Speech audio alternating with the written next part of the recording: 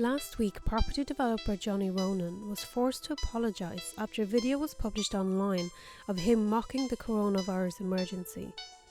At the same time, the landmark Grafton Street Bewley's cafe announced that they have to close down. The building is owned by Johnny Ronan, who charges €1.5 million in rent every year. 110 workers have now lost their jobs, while Ronan has refused to lower the rent to allow the cafe to open back up. Johnny Ronan is one of the most infamous developers in Ireland. He was born into a wealthy farming family in Clonmel. His father was also a property developer. He founded Treasury Holdings in 1989 with Richard Barrett, now of Bartra Capital. Ronan likes to regard himself as a pioneer in the property development world and a self-made man. But his property empire has been largely financed by the state.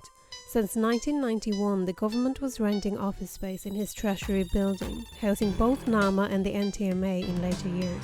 There were numerous leases in place for various spaces in the building, and some were charged at an extraordinary rate of €48 per square foot per year. Ronan also owns the National Convention Centre on the docks. Through a public-private partnership, he will be paid €715 million of taxpayers' money over 25 years. In 2012, Treasury Holdings went into liquidation and was taken into NAMA. The company had debts of €2.7 billion, out of which €1.7 billion was owed to NAMA. NAMA subsequently sold most of the assets, and Ronan was left with a debt of €400 million. He negotiated a deal to pay $300 million to exit NAMA in 2015.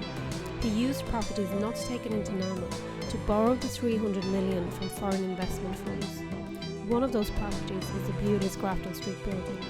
Having exited NAMA, Ronan managed to buy back lands at Spencer Docks from NAMA at below the market rate. The legality of the sale was questioned by Richard Boyd Barrett TD because it went against NAMA's rules to sell lands back to bailed-out developers. Johnny Ronan is not only infamous for his developer practices, but also for his private life. He spends his time travelling to exotic locations, surrounded by young models and hangers-on. His lavish lifestyle, which continued during the economic crisis and the NAMA bailout, was a stark contrast to the austerity suffered by ordinary people. Now, when people are dying from a horrific virus, he travels the world and keeps partying. Parasites like Johnny Ronan and his developer friends should never receive state money, and their properties should be taken into public ownership for the benefit of the people.